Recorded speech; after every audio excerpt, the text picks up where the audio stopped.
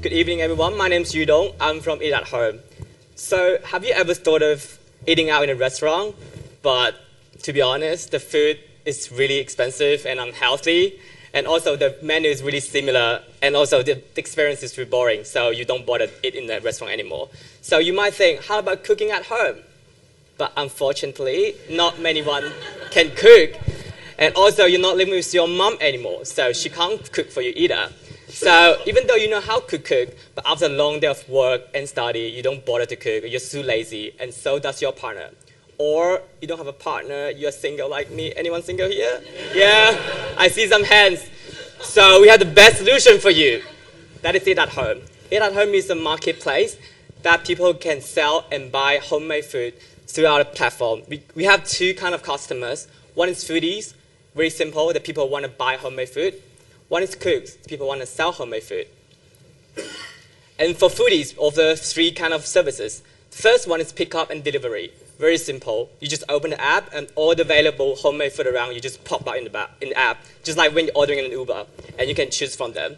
And the second service offering is eating at the cooks. Instead of ordering delivery, you can go to the cook's home where the food is made, and you cook, and you eat with the cooks, and then you talk to them, and you make friends with them. And the last one we offer is cook with cooks. So this is really interesting and funny experience because you can go to the cook's room, you can learn how they cook, and you cook with them, and then you eat with them. This is a unique experience you can never have in any restaurants because you can also learn the recipes that the cooks, they might learn from their parents, and their parents learn from their grandparents. This is the recipe that passed generation by generation. We want this experience to our foodies. So this is our scenario. Sandra is a housewife living in Annandale. She has a beautiful garden growing her own vegetables. So sometimes she will host events or eat at home. So people could come to cook with her, to pick up the vegetable from her backyard, and then cook with them, and then eat with her. So people would love to book with her because they have the best experience they ever have. They don't have any in the restaurants. So for the market size, last year, Australian paid $1.2 billion in online food delivery. If 20% of those would go to homemade food, which will be $3,000 million in the total available market. Our initial market of Eat at Home is 30% of the market share in Sydney, which will be 207 million.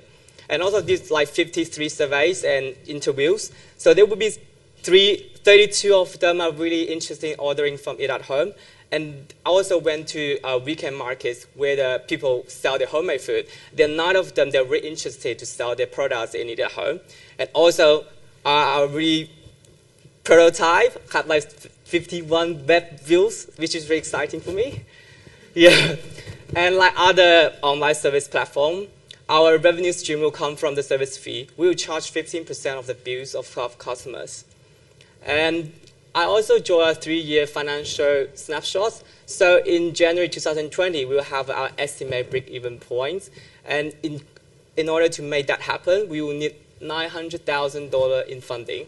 And all this money will go to product development, marketing, and customer services. So that's not the end of the journey of Eat at Home. We also have a global version.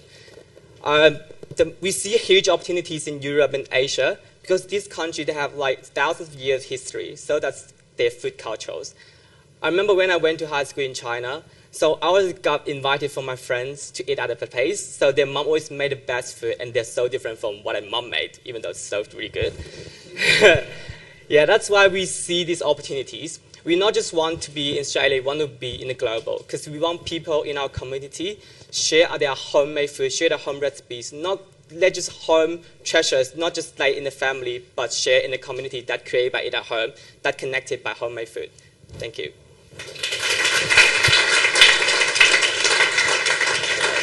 Any questions? Thank you. Lovely slides. I'm so nervous. And good humour integrated into that.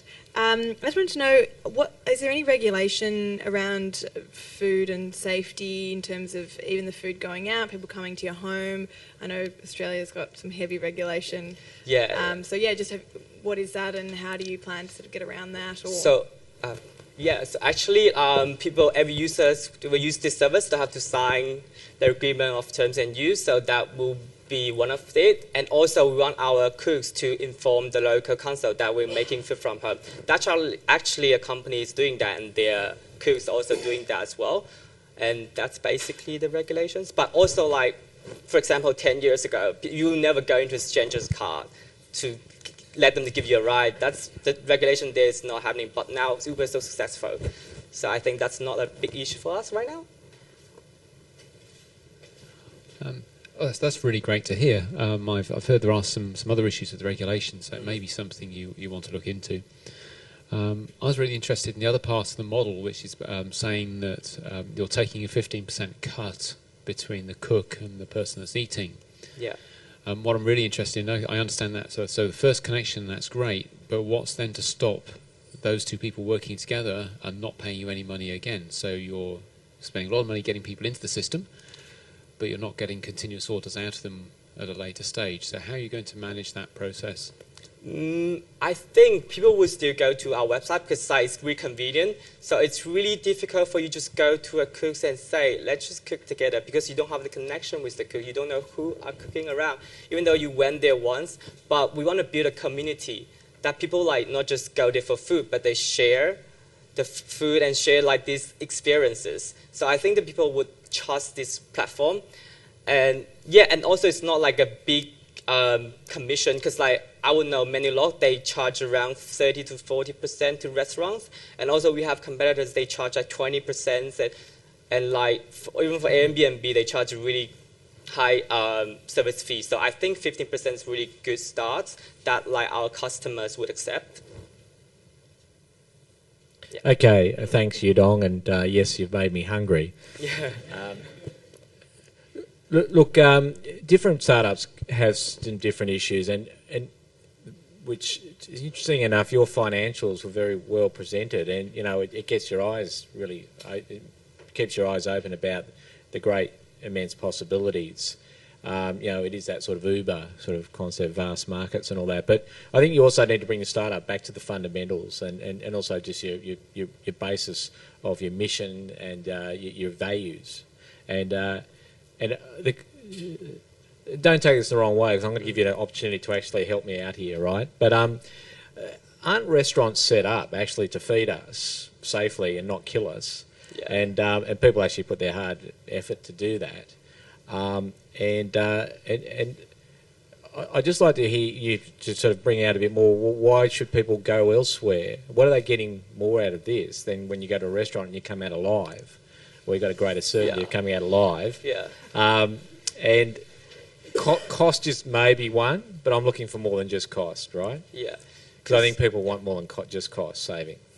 Yeah, because I would say, which one do you miss more, your mom's food or the restaurant you go to? I would say totally my mom's food. Even though like I went to friends' place, their parents, they cook really amazing food. That's not the food that I can get in any restaurants. Even though I go to Searching and all those fancy restaurants, they cost you heaps, but didn't get you the best experience you have. And in this experience different, it's not because you go to a restaurant, you're sitting with a lot of people and you're not engaging with other people. You may just go by yourself and go with your friends. But if you go to this place, and this is the place where the food is made, and this is the food that contains generation by generation, you go to this place and you eat with them, you interact with people, and that's the community we want to build, and that's a different experience you cannot have in any restaurants. Yeah. Thank you. That was the answer I wanted. I wanted to hear more about the experience. Yeah. Thank you. Thank you. The two Hatch Prizes. So as I said before, they're given to us very generously by our friends at the Sydney Social Innovation Hub. So I would like to invite up Camilla Chow, who will present the certificate.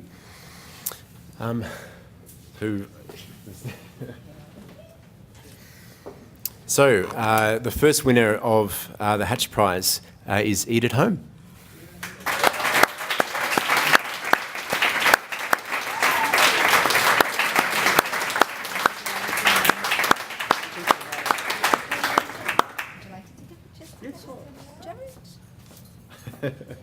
Get in.